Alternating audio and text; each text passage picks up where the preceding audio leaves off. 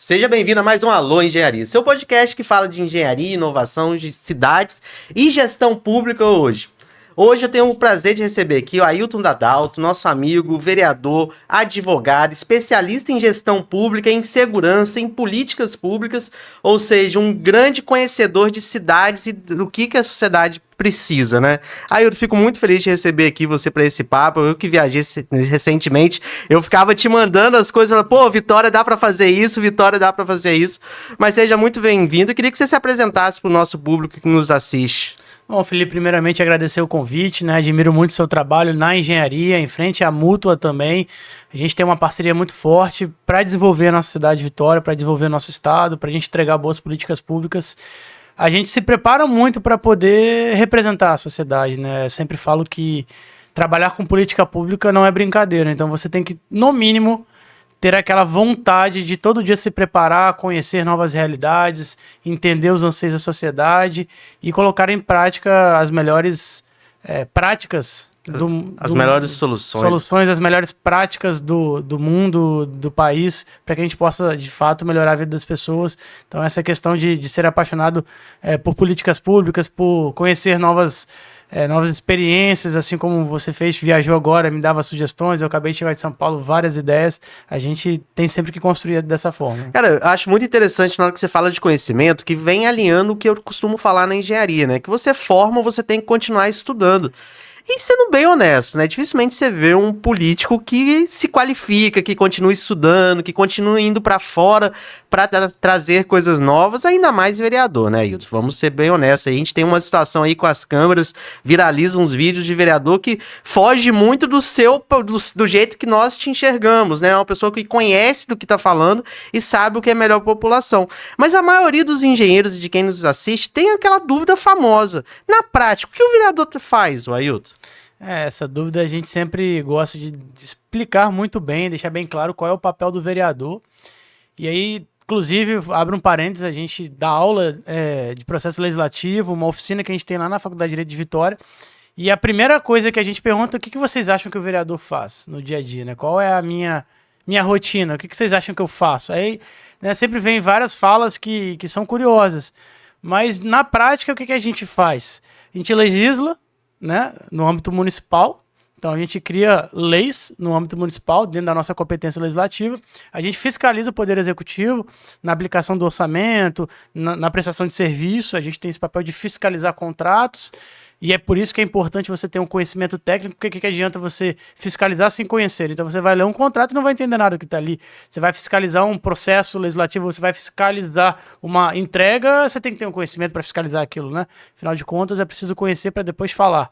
E na hora que fala fiscalizar, eu acho que é importante sempre levar essa pauta, né? Porque fala muito de obra, a gente recebe essa reclamação. Exato. O vereador, ele tá ali, na hora que faz a fiscalização, ele quer cobrar os documentos, quem são os responsáveis técnicos, o engenheiro da prefeitura que está fazendo, ou a empresa que está fazendo. Então, esse papel de fiscalizar é muito importante para nós, engenheiros, né? O vereador, quando ele atua com isso, ele atinge diretamente a nossa profissão.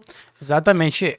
É isso que eu falo. O preparo técnico do político, do gestor público, do vereador, afeta a área de todos os outros profissionais. Porque no momento que você está construindo, no momento que você está fazendo uma obra, e você vai explicar para o vereador aquela parte técnica, e se ele não tiver o mínimo de conhecimento, o mínimo de base para entender um contrato, ele vai tirar da cabeça dele o que ele achar melhor.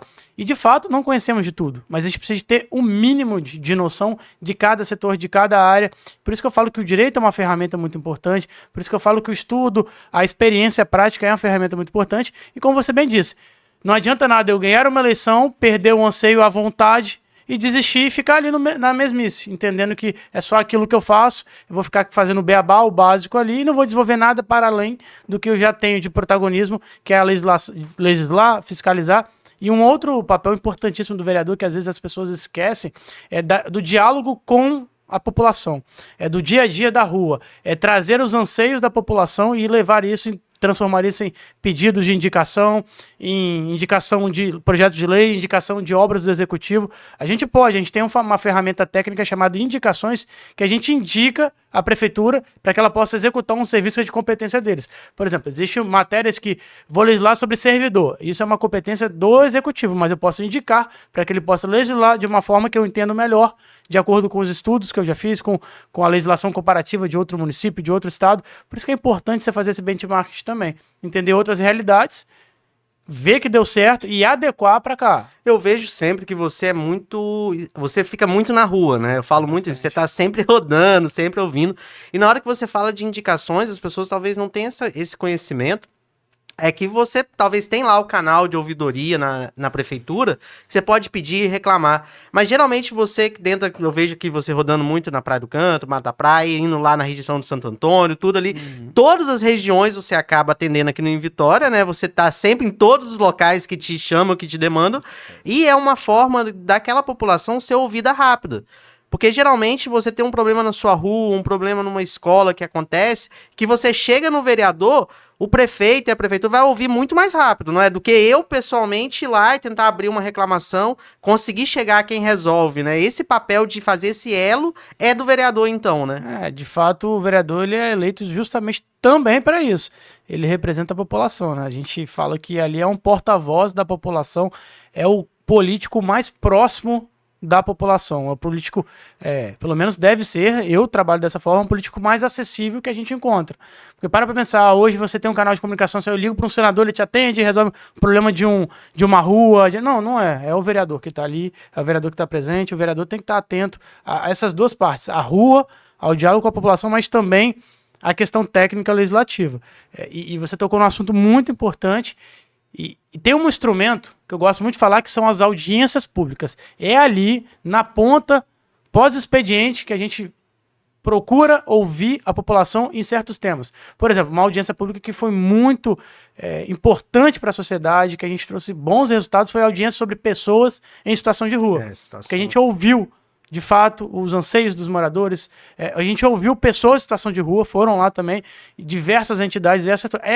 Eu acredito piamente assim, que o melhor modelo para a gente trabalhar com esse diálogo ativo, essa escuta ativa, é a audiência pública. Tá.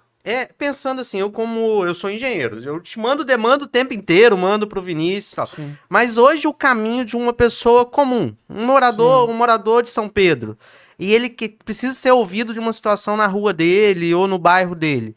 Como que ele conecta com você, Ailton? Tipo assim, ele tem um canal, como que funciona? Ou até mesmo com outros vereadores, a Câmara tem um canal único, porque eu não sei realmente como funciona. Como eu tenho seu telefone, eu mando direto pra você. Agora a população no geral, como que ela faz esse contato? Existem várias formas deles chegarem até o nosso mandato. Uma das formas é as nossas redes sociais, que tem o nosso contato direto ali do gabinete, o meu também. Então, quando as pessoas sabem que eu sou vereador e tenho meu contato, eles entram nas minhas redes e me mandam mensagem. Uma outra forma é ir lá no gabinete, ir lá na Câmara, procurar o gabinete 504, bater na porta que a gente sempre atende. Caramba, que legal. Você realmente é gabinete aberto, Não, né? total. Assim, e você falou de rede social. Qual que é a sua rede social mesmo? Para colocar aqui embaixo para o pessoal acompanhar. Então, meu Instagram é Ailton, com Y, Dadalto, tudo junto. Tá no Facebook, tá no TikTok, enfim, tá em todas as redes sociais, tá no YouTube. A gente tem totalmente o canal aberto de comunicação, a gente responde todos os directs, todas as mensagens de WhatsApp, a gente sempre tá fazendo o possível para responder o mais breve. Que é difícil, não é uma tarefa fácil, uma demanda de vereador é muito grande, assim, é muito trabalho. Se você quer trabalhar, tem trabalho pro resto da vida, eu brinco, né? E é importante essa pergunta do que o vereador faz, porque às vezes as pessoas confundem e nos cobram de coisas que a gente não tem a competência legislativa para executar. Porque quem executa é o executivo. Parece óbvio essa frase, mas não é.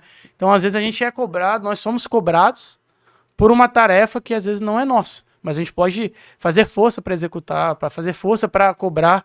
Então é importante que a sociedade entenda a diferença, né? Ô Ailton, seu mandato começou em janeiro, né? É muito novo, 6 meses, né? E a gente percebe, comparando com outros, a velocidade que as coisas acontecem. Parece que você fez muita coisa, né? Em pouco tempo, porque a gente compara com os outros. E a gente vendo esse ritmo acelerado, mas sim, trazendo um pouco, puxando sardinha pra gente, por tudo que eu tenho percebido, o que você já realmente colocou em prática? Que você falou, Felipe, nós entramos lá nos primeiros meses a gente conseguiu já colocar tal pauta em prática, que foi votado, que foi aprovado e que realmente já afetou a vida da população. Porque a gente sabe que pelo menos assim, tem que passar por um monte de comissão, um monte de coisa, mas já tem alguma coisa que você já consegue falar para a população, olha assim, já tem uma nota fiscal do que eu faço. Sim, tem. A gente tem algumas ações, eu falo que eu trabalho em 3 eixos de política pública, né? A curto prazo, que é uma forma de se trabalhar com a política pública, a médio e a longo prazo. A curto, médio prazo, a gente conseguiu já aprovar o projeto de lei Bike Legal, que é um dos debates principais hoje, que é a micromobilidade urbana, que são as bikes elétricas, esses modais, que é um modal muito importante para a cidade de Vitória, para o estado do Espírito Santo, tendo em vista a sua dimensão territorial, que é pequena, então a gente consegue conectar, melhorando a mobilidade. Só que como tudo que é novo, ele gera uma pequena confusão no início, ele precisa de ser organizado, regulamentado. A gente regulamentou a utilização das bikes elétricas e que está tendo essa tramitação, e a gente já está começando a fazer algumas ações, explicando como funciona, campanhas educativas, a gente está trabalhando com a guarda. Então isso foi uma entrega concreta. A outra entrega concreta são as nossas ações com as pessoas em situação de rua. A gente tem o nosso mandato, eu pessoalmente tenho ido para a rua diversos dias para dialogar com as pessoas em situação de rua, para trazer algumas sugestões de políticas públicas para a Secretaria de Assistência Social. Já conseguimos, assim, levar algumas pessoas para o Centro Pop, onde eles são acolhidos, onde tem todo aquele centro de triagem, que eles passam uma convivência e depois vão para os abrigos permanentes, para ter toda aquela ressocialização, para voltar para a sociedade com um emprego digno, com uma vida digna. Bacana. Então essa é uma ação também. A gente tem algumas ações efetivas, que aí eu falo de curto prazo na área de segurança, algumas operações, algumas ações com a Guarda Municipal, com a Polícia Militar. Então, nesse ponto, a gente tem trabalhado de forma firme. E eu falo sempre assim, né? Uma das minhas principais...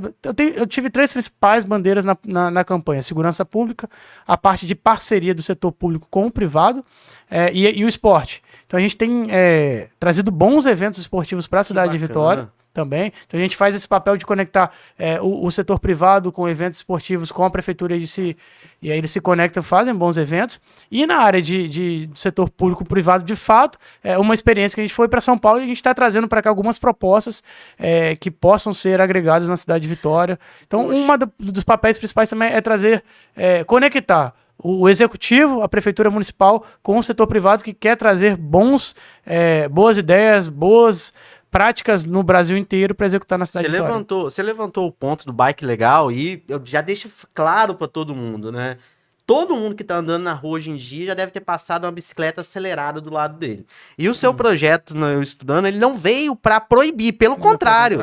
Ele incentiva o uso, mas incentiva o uso correto, consciente ali desse modal que é tão importante para nossa capital, né? Vitória hoje é o local que mais tem bike elétrica que eu já vi. Nunca... E esse projeto conecta a engenharia, né? A engenharia de tráfego, que é importantíssima. Eu falo que Vitória, enfim, todas as capitais do Brasil, ela tem que se atentar às melhores práticas de engenharia de tráfego que você teve em outros países, sabe disso, e a gente tem que trazer os melhores para cá, no sentido de entender como que o mundo está se portando nesse sentido, porque esse é um modal muito novo, e a gente precisa de ter uma boa engenharia de tráfego para a cidade fluir, para a mobilidade urbana ser cada vez melhor. Mas eu não lembro, eu morei em Vitória, antes de ir para Vila Velha, morei em Vitória por 12, 13 anos, e eu não lembro de ter debates de trânsito relacionados à Câmara, essa preocupação, entendeu? Sempre era coisa que vinha do Executivo, ou era um projeto do Executivo com o governo. Então, assim, na hora que você leva esse debate, que é uma reclamação real da população, que tem problemas, tem acidentes, e já traz solução, é uma entrega muito rápida, cara. Mas essa facilita, né, quando você dá esse canal de comunicação, porque você escuta muito os problemas. É por isso que eu falo, né, e vamos conectar de novo ao preparo técnico de um gestor público que precisa ter. Não adianta nada eu dar um canal de comunicação maravilhoso, todo mundo vai falar. Aí eu pego aquele monte de coisa, um monte de ideia, olha assim, caraca, Joãozinho falou isso, Maria falou isso, Felipe falou aquilo, Pedro falou aquilo, Ana falou aquilo. Mas e aí, como é que eu transformo isso em política pública? Se eu não tenho capacidade técnica, eu vou ouvir aquilo e vou pegar a ideia da pessoa, que às vezes não é a realidade da cidade, transforma uma indicação e a prefeitura vai olhar e falar, olha, isso aqui não tem nada a ver, não conecta com a cidade, não tem como executar. Agora, se eu tenho capacidade técnica, se eu tenho uma equipe preparada, Eu olho aquilo, transformo aquilo em algo realista, em uma política pública apurada, transformo num projeto e aí sim eu consigo entregar. E o interessante é porque as pessoas têm que... Eu fico olhando a conexão de tudo, né? Na hora que você fala de bike elétrica legal, de regulamentação, você fala de assistência social para as pessoas de situação de rua. Você está conectando diretamente com segurança. Isso. Acidentes, roubos, que tem tráfico. Então, tudo isso se conecta. Então, é interessante tudo que você tem feito aí nessa área é se conectando com o que você vive, né? Sim. Eu acho que o que parece pra mim, muitas vezes, é que você é um cidadão que virou vereador e vê os problemas e que vive a cidade, né? que vive a cidade. Isso é importante, porque na hora que você tá na rua, tá jogando bola, tá fazendo beach tênis, você tá vivendo ali com a população, eu falo, você não tem como nem correr, né? Porque você vive a cidade. Então isso traz muita coisa. E na hora que a gente fala de bike elétrica, não tem como deixar de levantar um ponto que a gente tá vendo muito, que vai depender muito de você, a acessibilidade, né? Que aí foge um pouco do que vocês têm dentro só da Câmara e começa a depender da parceria da prefeitura e também das pessoas, né? Dos prédios, das empresas, porque Vitória está envelhecendo.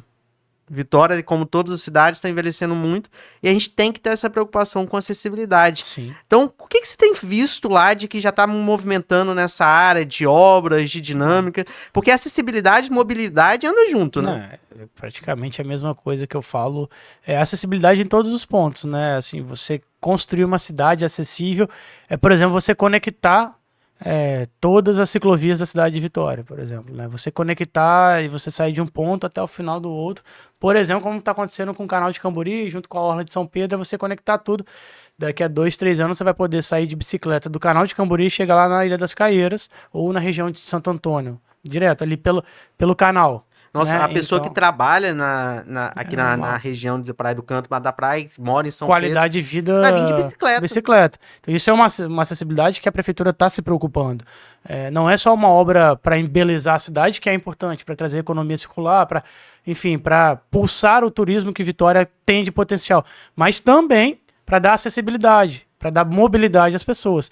Uma outra política pública que a gente tem conversado muito, e isso tem a ver com a engenharia, eu falo que quase tudo conecta com a engenharia de fato, são as calçadas, são as ruas acessíveis, né? Vitória, por ser uma cidade muito estreita, ela não é tão grande geograficamente, o seu território não é tão grande, é um desafio muito grande fazer com que ela seja cada vez mais acessível, dando dinamismo eu preciso que a cidade cresça populacionalmente pela reforma tributária, eu preciso dar acessibilidade para as pessoas, mas eu preciso também que o transporte público seja melhor. Então, assim, é uma conexão de políticas públicas. Isso é ser uma cidade inteligente, você conectar essas políticas públicas. E aí que eu falo, a tecnologia agregada junto com a engenharia, eu estive em São Paulo, vi o Smart Sampa, e lá no Smart Sampa são conectadas todas as secretarias da Prefeitura de São Paulo.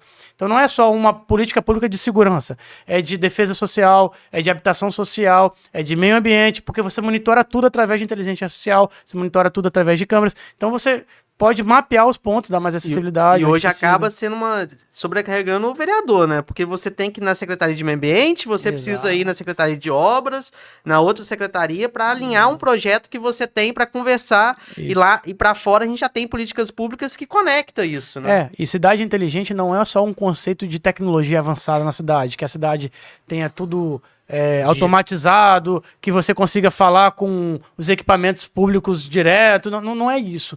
É você dar mais facilidade, desburocratizar os processos para que as políticas públicas sejam mais rápidas. Então é você conectar, por exemplo, a questão da iluminação pública com a questão da reutilização da água, com a questão da acessibilidade numa secretaria, com você se conectar com a cidade, isso é cidade inteligente. Eu vejo você falando às vezes e imaginando. Eu consigo muito, por ser engenheiro, tenho uma facilidade, às vezes, de imaginar o projeto final. Sim. Mas durante o projeto, tem muito transtorno. Tem muito. E nesse momento eu vejo Vitória, que é uma cidade que pulsa obra, pulsa investimento. Muitas vezes a população reclamando, tá agarrando o trânsito, tá com esse problema, tá com obra. E as pessoas não conseguem enxergar que demora, infelizmente. Então, a obra, você vai fazer uma reforma na sua casa, no seu apartamento. Olha o tanto de transtorno que dá para uma obra de 10, 20 metros quadrados. Imagina numa cidade. E você tem esse papel também, muitas vezes... De dialogar. De dialogar e orientar o pessoal, né? As pessoas hoje, não sei se você sabe, mas em Vitória hoje, nesse momento, tem 2 bilhões sendo investidos pela cidade inteira. Então, assim, 2 bilhões de reais na cidade de Vitória, pro tamanho da cidade de Vitória, é o maior investimento da história. E aí, quando você olha obras lá do Canal de Camburi, você olha obras no colégio, obras nas praças, nos parques, quase todos estão sendo reformados, você vê um transtorno gerado, mas é um transtorno que vai evoluir a cidade. Vitória, todo mundo fala, é muito fácil de gerir, então você tem que trazer inovações para que a gente não fique na mesmice. E é isso que, sem puxar a sardinha, é isso que a gestão está fazendo. É isso que ela está tendo essa visão. Eu preciso trazer Vitória para uma realidade do que está acontecendo de inovação, uma das melhores práticas do mundo, do Brasil. E aí eu preciso de obras estruturantes, são políticas de longo prazo. Mas além disso, o que é importante, que eu falei hoje na sessão, é o seguinte: não adianta ter uma entrega de equipamento público brilhante e a prestação de serviço contínuo não ser do mesmo nível. Então essa é a importância. E isso é um desafio muitas vezes no poder público, que eu fico vendo assim, eles fazem uma entrega de uma escola, ou faz de veículos para alguma instituição. Esse veículo ele usa um ano, aí já tem que dar manutenção, e já joga de lado e começa a sucatear, que é o que acontece o tempo inteiro, porque não foi previsto, né? Aí eu sou leigo total, né? Porque eles falam muito que tem uma parte do orçamento que é para investimento e outra que é para custeio, né? Custeio, isso aí. E sempre chega verba externa e verba interna para investimento, para custeio não aumenta o tamanho, né? Sim. É isso mesmo, esse orçamento passa, no caso da cidade, passa por vocês? Passa, né? A gente vota, a gente tem alguns instrumentos financeiros, alguns instrumentos jurídicos que a gente vota, lei de diretrizes orçamentárias, né? Então a gente também tem a construção de um PPA que é feito pela prefeitura. Todo esse arcabouço financeiro de gastos da prefeitura passa por nossa avaliação e por nossa aprovação. Isso aí é a votação, sim, dos vereadores. Por isso que é importante você conhecer das finanças públicas, pelo menos um conhecimento básico, para você entender o que é fonte de custeio e o que é fonte de investimento. Por exemplo, normalmente você tem 80% da folha dos investimentos. Na verdade, você tem 80% de toda a arrecadação ali para custeio, para funcionário, né, para despesas correntes, que a gente fala. E os outros 20%, dependendo da cidade, tem cidade que é 5%, tem cidade que é 3% que é de investimento. Então, sei lá, nossa, a cidade é rica porque tem 200 bilhões de investimento, mais de 200 bilhões, 197 é de custeio. Então, assim, você tem uma máquina muito, muito grande, você tem que pagar essa máquina, e aí você acaba tendo dificuldade de investimento. Por isso que esse equilíbrio econômico-financeiro da gestão pública, você tem que ter uma pessoa capacidade para fazer isso. E é o que traz, né? É o que traz, por exemplo, as parcerias público-privada, né? Ela consegue tirar esse custeio um pouco do condomínio, das costas do condomínio. E em São Paulo, né? Você acabou de vir de lá, né? Fazendo uma imersão lá em várias coisas que funcionam, políticas públicas que foram implantadas recentemente.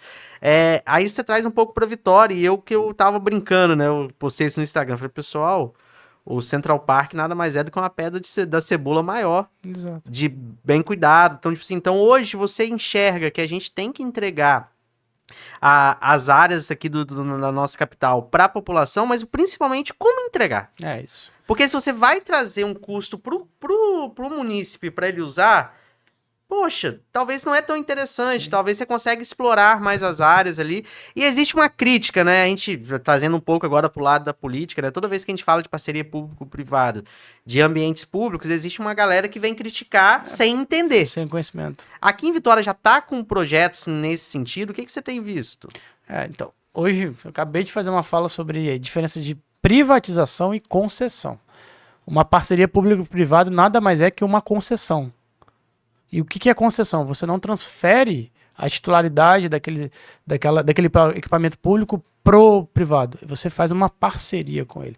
Privatizar, você realmente vende, você entrega, você dá tanto a posse quanto a propriedade para a pessoa utilizar. Ou seja, na época que venderam a telefonia, enfim. Isso é uma privatização. Né? Vale, Celó? Agora, concessão é uma outra coisa, e é uma das melhores modalidades, um dos melhores modelos de gestões que a gente tem hoje pelo Brasil afora. Então, por exemplo, quando você vai num parque concedido, é o que você falou, Central Park, enfim, você vê que ali a gestão ela é feita na parte administrativa pela iniciativa privada. Tá pelo parceiro limpo, banheiro bom, tudo ótimo. É expertise, eles precisam de cumprir um contrato, eles têm que entregar isso. Qual é o papel do poder público nesse sentido? É fiscalizar. É estar ali vendo se o contrato está sendo executado. Então, por exemplo, Vitória hoje tem... Eu falo assim, primeiro ponto que você tem que fazer. Qual é o caminho itinerário de uma PPP, por exemplo? Se eu vou mapear os meus ativos. O que é um ativo? Quais são os ativos públicos que eu tenho? Eu tenho praças, parques, eu tenho colégios, eu tenho PA, eu tenho hospital, eu tenho... O que eu tenho de ativo de equipamento público? Beleza. O que esses ativos me dão de gastos e o que eu preciso de evoluir neles? Segundo ponto. O terceiro ponto é, o que eu posso fazer agora? Qual é a modalidade de concessão? É uma concessão comum, por exemplo, de uma praça, de um parque igual o Ibirapuera? Eu pego, boto ali, faço um modelo e boto para licitar. A empresa que ganha, ela vai fazer a gestão interna do local, administrativa. Ela não vai cobrar para ninguém entrar, mas ela vai poder, por exemplo, sublocar lá um restaurante, ela vai fazer a manutenção das podas, ela vai fazer a manutenção das quadras, da iluminação, da segurança. E isso tudo é ao encargo do privado.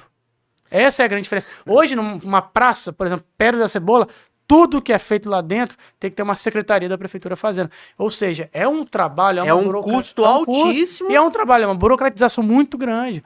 Eu sempre dou um exemplo. Meu sonho é que a gente consiga fazer uma concessão, por exemplo, da Praça dos Namorados e mostrar que esse modelo é brilhante. Vou trazer um exemplo que todo mundo fala lá fora. Nossa, eu sou doido para viajar e conhecer Foz do Iguaçu. Outro modelo de concessão. Hoje aqui, se a gente pega para olhar assim os maiores... Pelo menos o que eu enxergo, tá? As Praças Namorados, sim. Pedra da Cebola, Fonte Grande, Praça do Papa também é um modelo. Então, por exemplo, você pode pegar esses ativos, esses equipamentos públicos e botar num lote, junto com outras praças e parques que não são tão atrativos. Porque, por exemplo, todo mundo quer a Praça dos Namorados, mas não quer o centro. Qual o Moscoso, por exemplo. Moscoso, que é afastado, que vai ter que investir muito em segurança. Então, mas é o que eu te falo. Nesse conceito, a gente brinca muito do filé com osso. Você dá um bom equipamento público, mas você fala, olha, você vai ter essa concessão aqui, você vai poder explorar, mas você também tem que cuidar dessa aqui.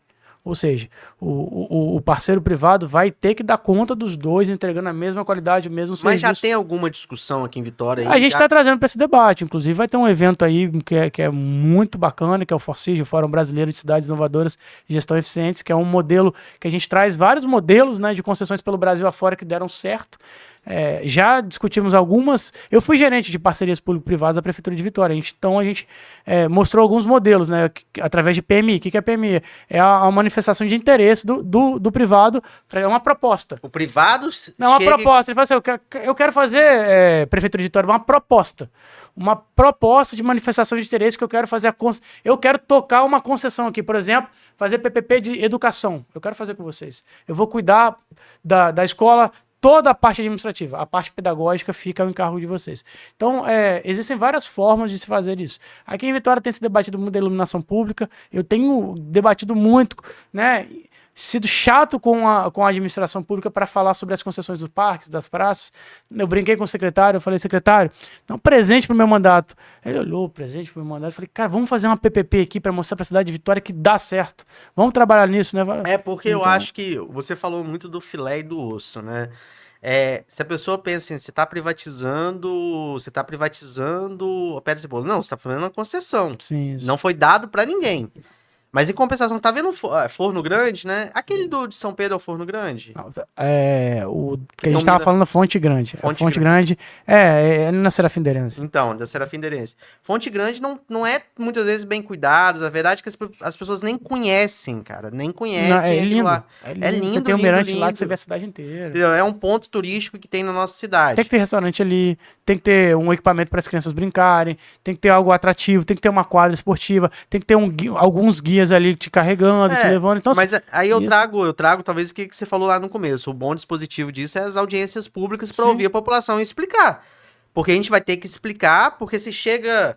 Internet, tudo viraliza. Chega alguém gritando que o prefeito quer entregar a Pedra da Cebola para iniciativa privada. Aí começa as fake news. Você vai pagar... Mas eu uso o exemplo muito do que eu admiro muito a gestão dele, que é o do Tarcísio. O Tarcísio muitas das vezes fala, olha, eu fui eleito para fazer política pública, eu estou aqui para entregar uma boa política pública, depois que eu executar, vocês reclamam se não for a contento. E ele tem sido o recall dele lá em São Paulo gigante. Ele literalmente acabou com a Cracolândia. Eu fiquei na Cracolândia meia hora para ver se passava alguém. Não, acabou.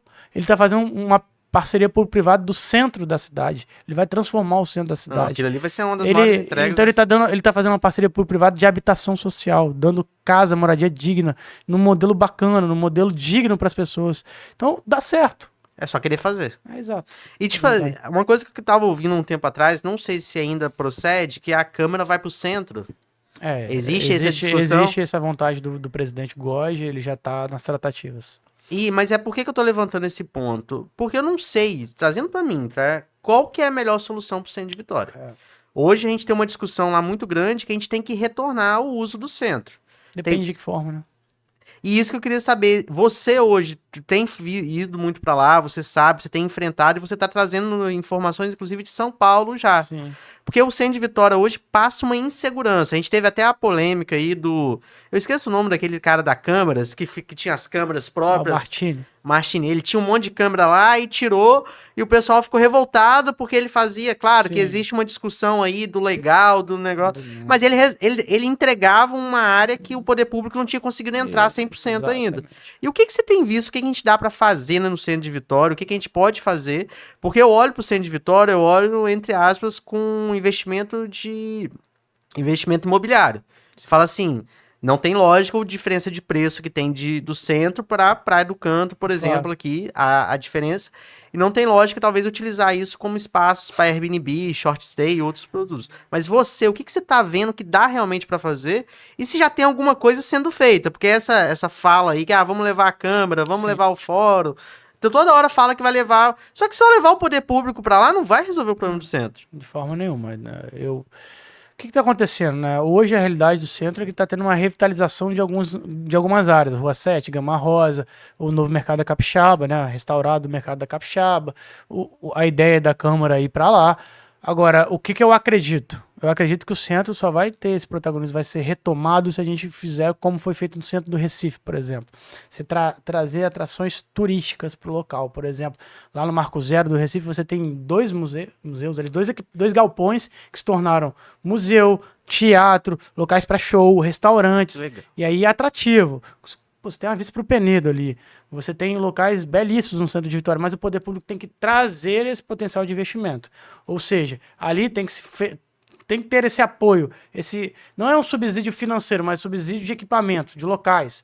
Talvez ele construir mesmo e... Ele dá os locais, construir e fazer essas concessões ali, trazer mesmo investimento ali para que tenham bons restaurantes. Já tem alguns, mas eu digo para preencher os espaços dessa forma, com atrativos. Porque a pessoa, para sair, por exemplo, da região continental, para sair da região aqui da Praia do Canto, enfim, ela tem que ter um atrativo. Senão ela não sai. A gente tem que ser realista. E é o que eu falo, não precisa de inventar a roda em lugar nenhum. É só entender o que dá de fato certo no local e a gente fazer o quê? Adequar a realidade nossa.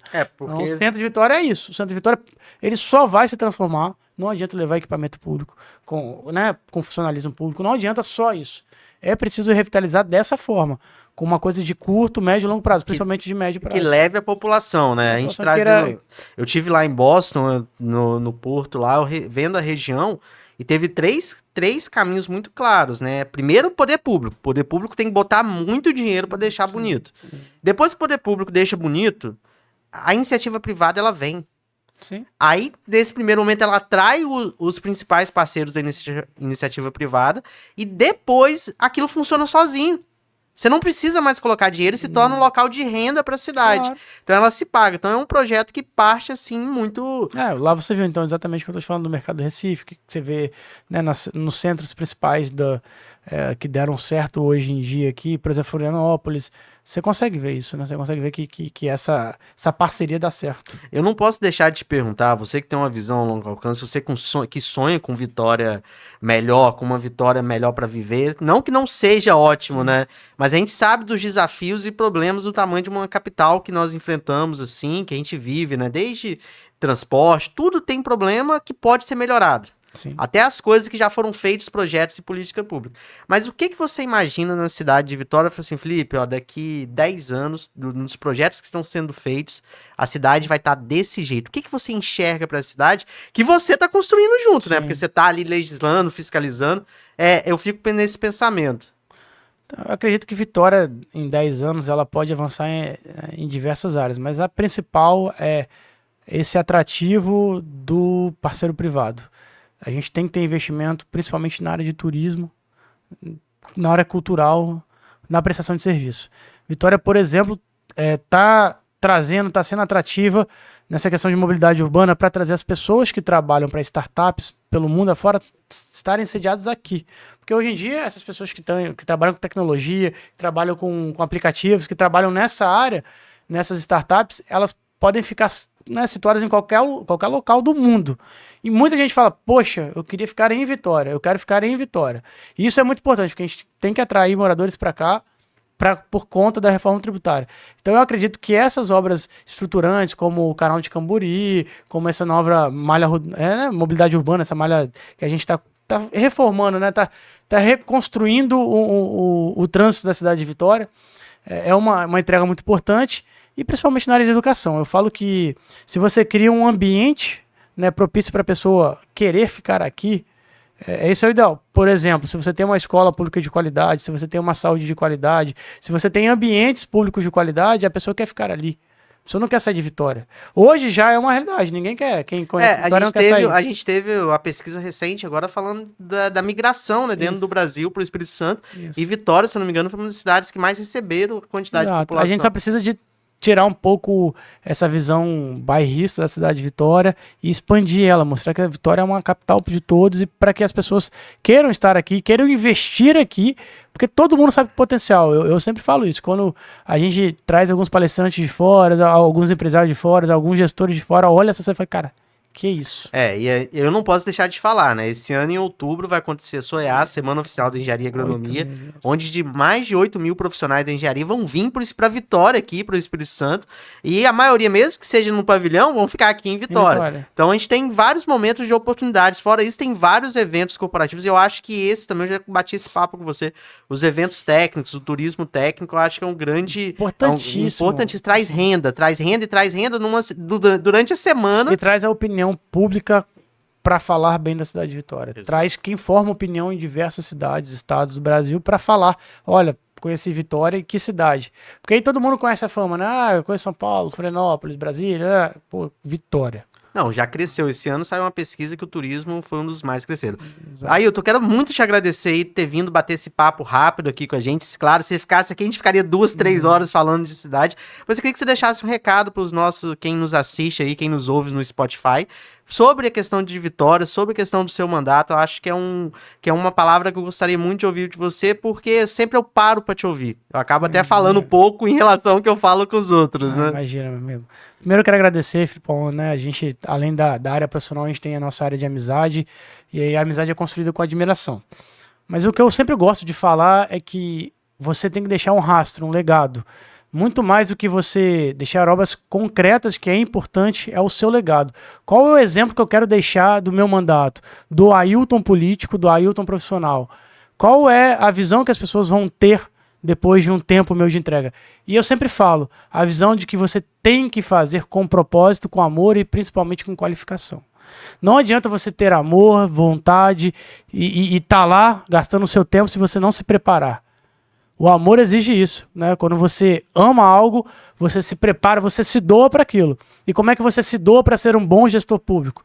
É estudando, é ouvindo e gastando tempo para estar ali interessado para mudar a vida das pessoas. Então, se você não gasta tempo, se você não se dedica, você não tem amor por aquilo que você faz. Mensagem que até arrepia, né, Ailton? Valeu. E para você, nosso ouvinte, não deixe de se inscrever aqui no YouTube e no Spotify. Um abraço, até a próxima.